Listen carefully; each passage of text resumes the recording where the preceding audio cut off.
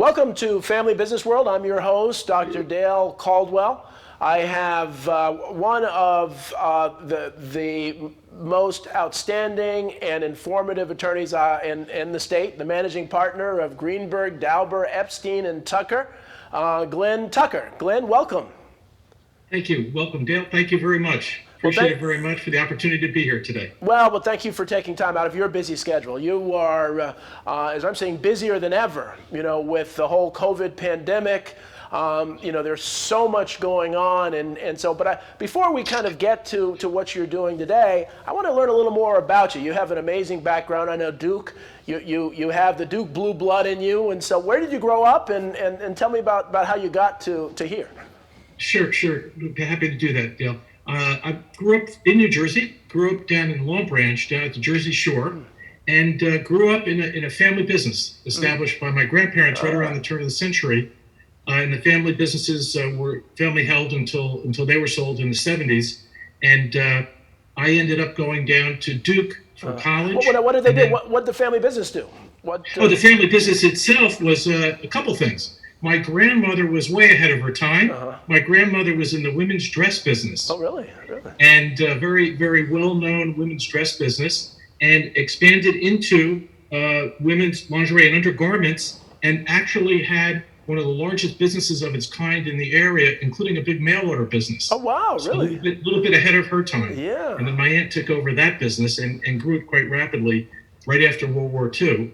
And my grandfather went into the liquor business, getting the first liquor license issued in 1933 when Prohibition ended, and then went into liquor retail and then distribution as well. Oh, fascinating. What a fascinating background. So two different businesses growing up side by side. But they were working long hours and said they didn't want the grandchildren to work those kind of hours. So where do they send me? They send me to law school to be a merger and acquisition and a corporate family business lawyer. Where the hours have been long but very, very rewarding.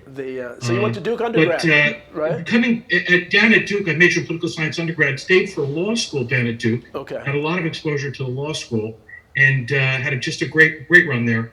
And decided, getting married to childhood sweetheart, also from the shore, came back up to New Jersey, and got established in practice here in New Jersey in the area of business and corporate law, representing closely held companies with a real high degree of specialty in family businesses. And that's really been the core of my practice for the last 40 years, is in this area of family business owned businesses and closely held businesses. Well, and again, one of the things that I tell you all the time is I just, our mutual friend Les Aaron introduced us, and you really have a real compassion and a warmth that that defies what most people think of corporate lawyers. And we talked earlier about that. How did you develop that? We often think corporate lawyers, the nastier you are, the better you are, which isn't the case. And so tell me about how you developed this persona. Yeah, great question, Dale. Really what happened was in my early years of practice, I think I probably came under some terrific mentors with a lot of experience in handling the family business and counseling family businesses, and learned a lot about communication skills, which I think were absolutely essential, and also good listening skills. Because a lot of the things that we do for the family business are we listen to the problems and we find solutions for the problems. As a corporate lawyer, not as a litigator, which is other parts of our firm, we do courtroom work and mediation and arbitration, but we're really into the deal making and finding of solutions for problems that are constantly confronting the family business, both inside and outside the business. And that requires, I think, a certain skill set, which I have tried to hone over the years, which is being empathetic, being a good listener, but really doing that in a way in order to understand all the facts, all the details.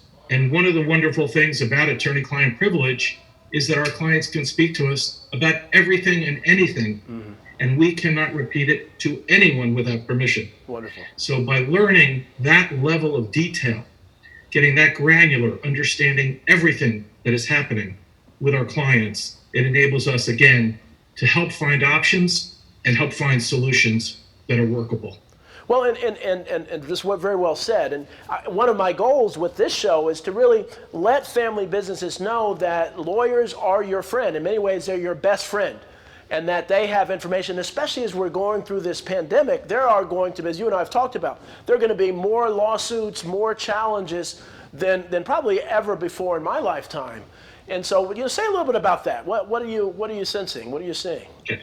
Yes, I think what's happened is we are facing a totally unprecedented situation with the virus and the pandemic, and wishing everybody well here at the outset, that everybody stays healthy and well. That's first and foremost, both for our firm and our clients and everybody that we work with. But it is a fog. It is an area that we're in. We don't know where we're going to emerge and what it's going to look like. Right. And what's happening from the law side is we are facing problems that have never been seen, or if they were seen in some other way, shape, or form, it was rarely, if not 100+ years ago. In other words, we're in contract situations, we're in counseling situations, we're in problem solving for which, as lawyers, we really have our hand in the box using all of our training to try to figure out what is the right way from a business and a legal and a familial standpoint, because it has to work for the value system of the family business to help solve these problems. Right. And these are a myriad of problems, under a myriad of problems that are confronting the businesses, including financial, including legal. There are tax issues, family system issues, and we're trying to work our way through it. But it is truly novel and different. But again, having the precedent to draw on with other experiences, listening to what's happening now, we try to match that to try to find the best solution. And the fascinating thing that I have found about family business over the years, there's never a dull moment. There's no client like any other client. Exactly. Right. And in this problem of COVID, the problems that are being confronted by our client, each one is different. Even though we have experience and there are similarities, the ultimate choice is really very finely honed to exactly what meets that client's needs. Very well said. And one of the things that, and my audience should know, that you are, one of the most influential lawyers in the state. And I know you're modest and you're humble. I mean, you're meeting, you talk tomorrow with Senator Menendez and you met with the governor and the Senate president, minority leader. I mean, you are very much in the political mix in New Jersey, which you have to be. The challenge has been that, as you know, and we've talked about, big businesses have money for lobbyists, unions have money for lobbyists, the small family businesses don't have the money to really do that. So they're forgotten. What do you think that people are waking up to this idea that America and New Jersey is a small business country? I think so. I think it's a terrific point that you make. And our firm represents small, intermediate, large, complex, even third and fourth generation family businesses. So we do understand this area for the smaller or maybe one of the newer types of family businesses that are just getting off the ground. But this requires involvement. And this requires people to get involved and stay involved. And I think something that we've learned in this crisis is that when you need the government, you need the government. And even though it might be a small government, you need it to be efficient, you need it to work. And we really have to pay attention to who our elected officials are and be able to speak to our elected officials when needed. And Governor Murphy, I think, has done a nice job in trying to really keep everybody safe, trying to get this economy going again. But the needs of the family businesses, I think there's a lot of things that could have been done in addition to what's been done. Right. But the strain on the state, the county, and the municipal governments has been just tremendous. And the culture of family businesses has been historically keep to yourself. I interact with a lot of businesses that have kind of been to themselves. They don't, they know their business, they know their family. That's what they're about. They don't know their legislators, they don't know their mayor, they don't know, the governor. They don't do that stuff, and that has to change. The new generation of businesses really has to be much more aggressive externally. And are you starting to see some businesses do that or realize that, or are they still kind of, ostrich with their head in the ground? Well, it's a little more the ostrich head in the ground, but I think I have a reason for it. One of the things that the family businesses are known for generally is a lower profile in many cases. I'm not talking about branding of the product. I'm talking about the family profile. Right. And a lot of families have a penchant for maintaining their privacy. and it could be something that is attendant to the fact that they are family-owned businesses, and everything is intertwined, but they want their privacy. I do have family-owned businesses that have very high profiles and are very politically active, or active in philanthropy, or active in other public endeavors. But many of my clients, particularly the third, fourth generation family businesses, many of them stick to their knitting, take care of their employees, take care of the customers, take care of their vendors, treat everybody like family. But that family value system frequently prides itself on a very low-key manner, very humble, and they're not out glad-handing and working on politics. It's not what they do best. So I think it could be something about the family business system that lends itself to this issue. But this could change now with what we're seeing now with just how important government is when you need government in a pinch. Yep. Well said. And so as you talk to family businesses, so I teach a course called Family Business Management at Fairleigh Dickinson University, and as you know, I'm executive director of the Rothman Institute of Innovation and Entrepreneurship.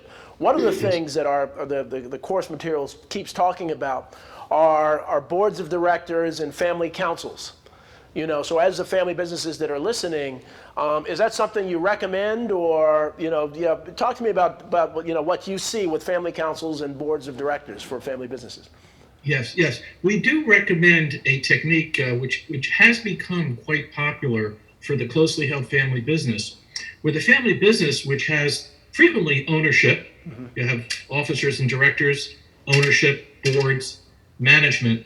Everybody's wearing all basically the same hats, and everybody's wearing multiple hats.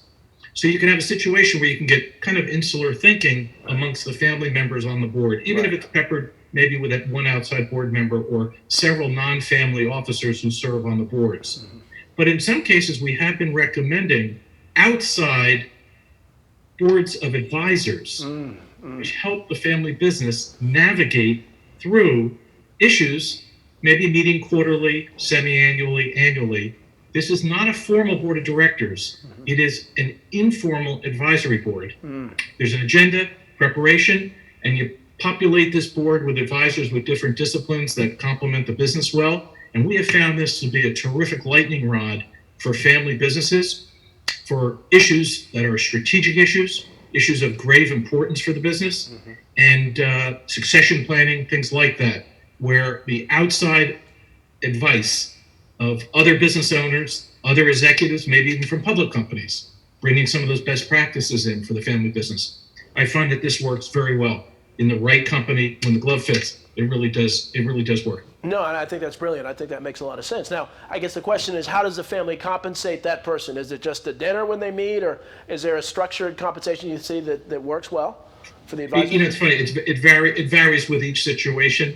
We've had situations where it's very structured, with meetings, travels covered, and business expenses are covered, and there is a fee for it. I have had other situations where for situations where people are willing to do a certain amount on a volunteer basis. So this can vary widely, but that usually is not the driver, because you can adjust this and have the meetings as frequently as situation demands or as economics demand. Right. Great. So as we look at the PPP and the idle loan that are in the headlines with the stimulus package for small businesses, one of the things that you said repeatedly is that relationship with your banker, that developing that, and we really are starting to see some of that play out. Talk a little bit about that, and give some of the family business advice about that kind of thing. Yeah, it's absolutely critical. I think that the family business, as well as other businesses, have a great relationship with the banker who's providing you with all the different banking services, but someone that really knows your business, and obviously with regard to the family, that knows the family well.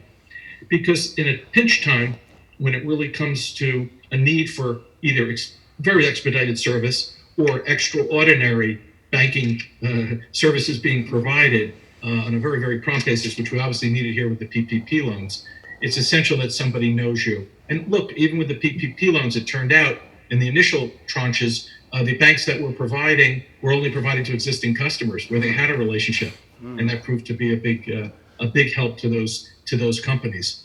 But maintaining that relationship on a proactive basis, I think is absolutely critical, and I recommend it to all the family businesses. And sometimes even maintaining multiple banking relationships can be in order for different banking needs.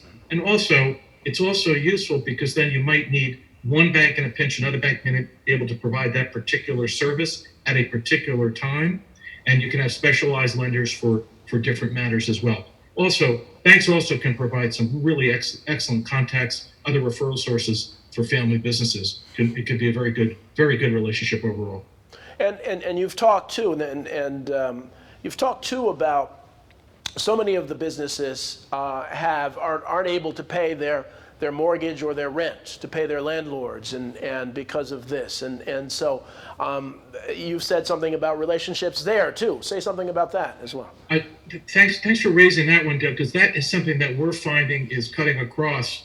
All of our family-owned businesses are in the same position. So let's just talk about leases for a minute. Mm-hmm. If a company is really having issues with cash flow, and even if they're able to obtain the PPP loan, and in cases where they can, it's even more acute.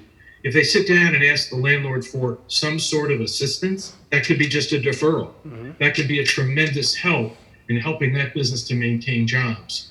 But having that kind of working relationship with the landlord could be terrific. This could extend to banks as well with loans. Mm-hmm. But I think this nature of the way people have worked together has been very, very unique. I think a lot of people have worked together. We've even had landlords reaching out to the tenants to say, look, what can we do to help you through the period? There's been a lot of this kind of arm in arm working together. It hasn't been table pounding with shoes on the table, screaming and yelling for need for relief, but rather more of a let's work together and see how we can get ourselves to the other side of it, because there's going to be an economic recovery. This wasn't an economic problem to begin with, it was a health issue. We'll all get through it, but let's get through it together. And I think there's also a realization, where are we going to go? Because of the problems that the court system being basically slowed down to a crawl, with basically emergent or criminal cases being handled, the civil cases that all these cases would fall into, I think people has a realization that any kind of third-party adjudication is going to be quite difficult now and well into the future, is when the courts green light again and everything opens up for dispute resolution, we're going to have overloaded arbitrators, AAA, overloaded mediators, and the court system is going to be overloaded on the other side of this. Mm-hmm. It happened after the last recession. This is going to be a little deeper. It's going to be a little steeper. And then when we come out of it, there's going to be all these effects, I think, on the law side. Well, one of the things, and I know you have a number of people, Linda Harvey and others, who are experts at dealing with the labor issues of this, the employee issue. I mean, there's so many of those things coming up. We're going to take a quick break, and then when we come back, I want to talk about some of those labor employment issues.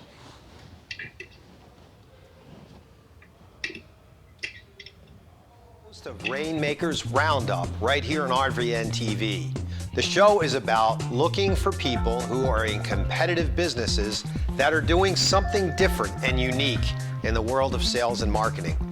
Join me right here on Rainmaker's Roundup on Wednesday mornings at 9 a.m. and then again on Thursday evenings at 6:30 p.m. right here on RVN TV. Today's show is sponsored by Dr. Jacqueline. Take charge of your life personally, financially, and professionally. Visit drjacqueline.com to book an appointment today.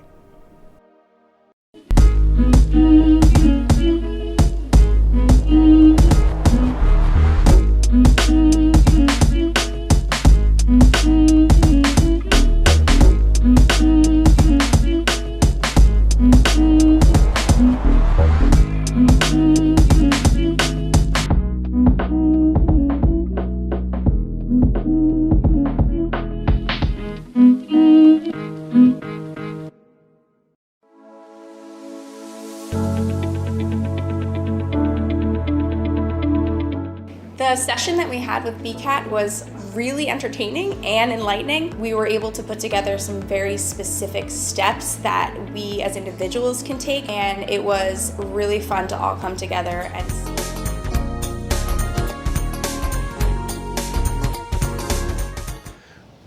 Welcome back to Family Business World. I have Glenn Tucker, who as my favorite managing partner of a law firm in New Jersey. And before the break, I had asked him about some of the human resource issues, which are the big issues now, on, whether people, and I guess the first question relates to, there's an extra $600 kick-in. And so some people are saying that, some people don't want to come back to work because they're actually making more money because of that.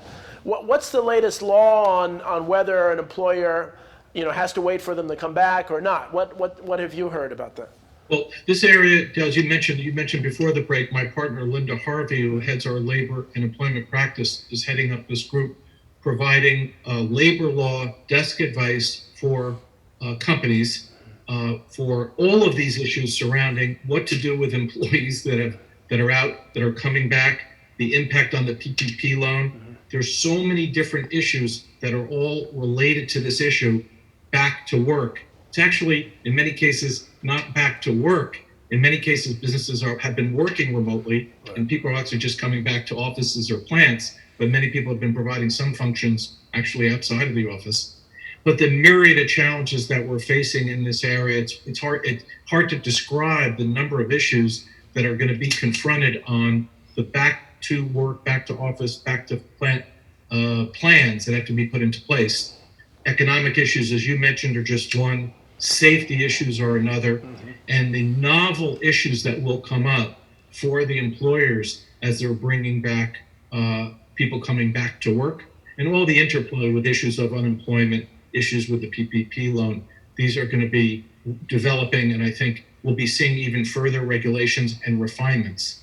And that's one of the things about this area, is I think we're going to see rapidly changing rules and regulations that hopefully will help employers be guided. There's been a lot of all kinds of things happen around those PPP loans and these other issues surrounding unemployment, which were sort of worked out over real time. And I think we're going to see a lot of that going forward as well.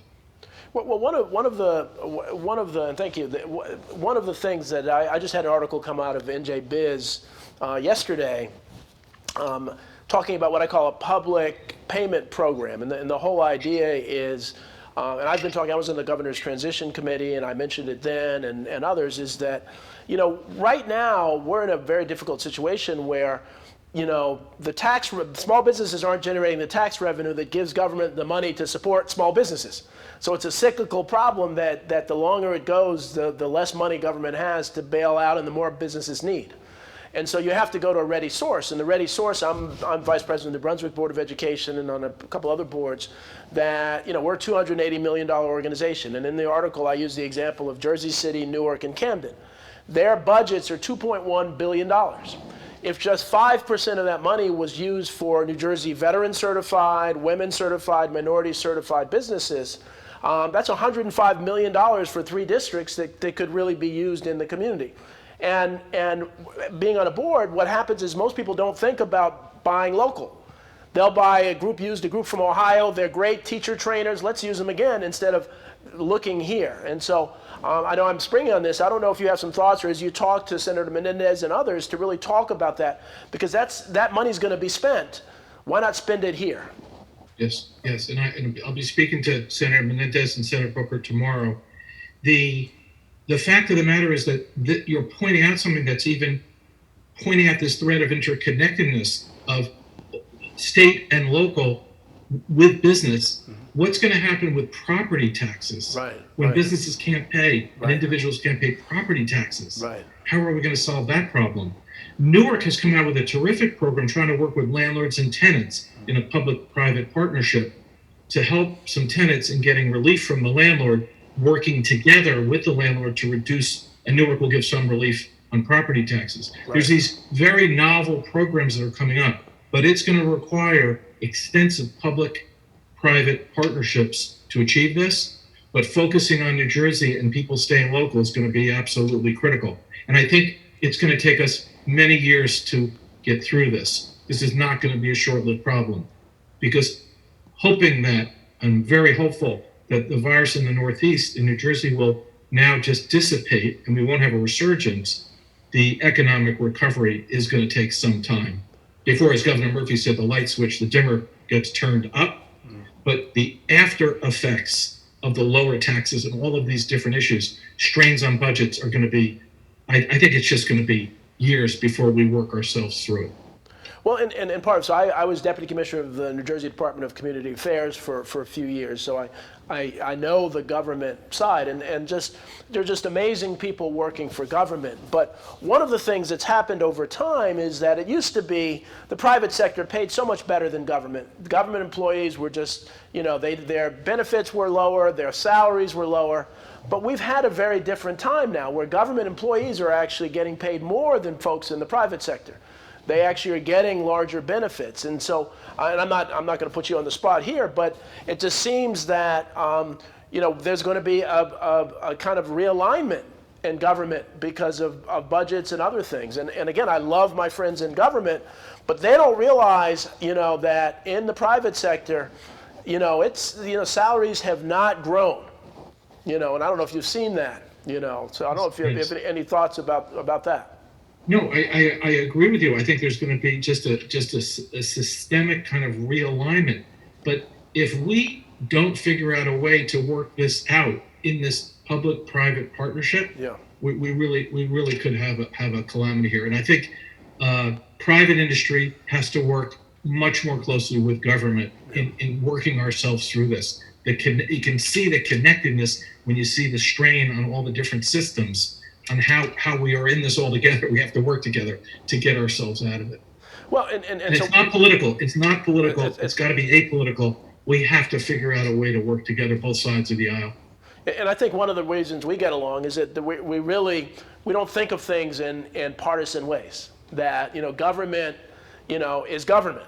It's really not. It's not about Republicans or Democrats or independents or, and it really is about us working together closer than ever before, because we're facing an unprecedented crisis.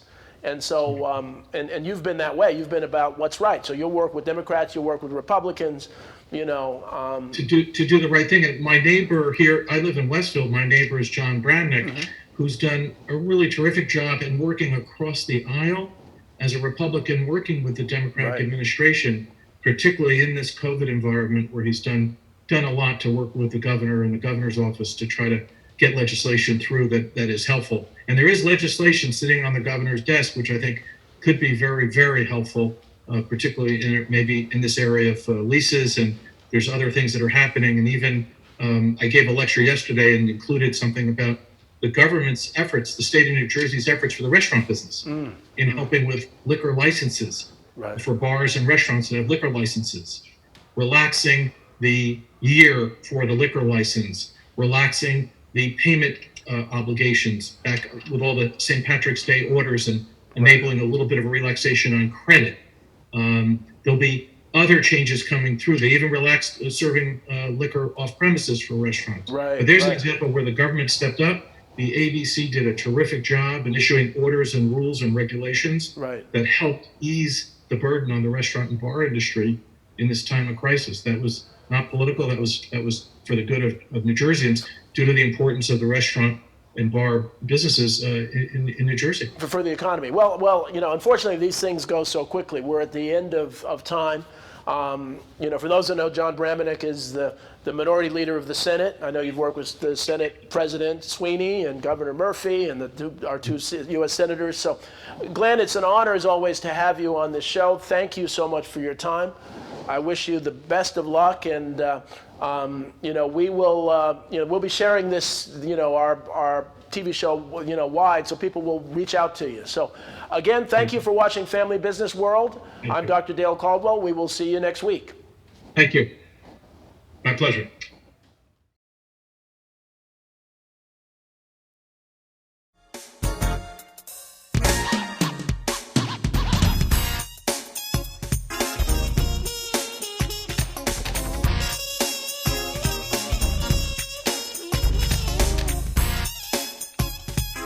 Sort of where we're going as a team and how we can all get there together.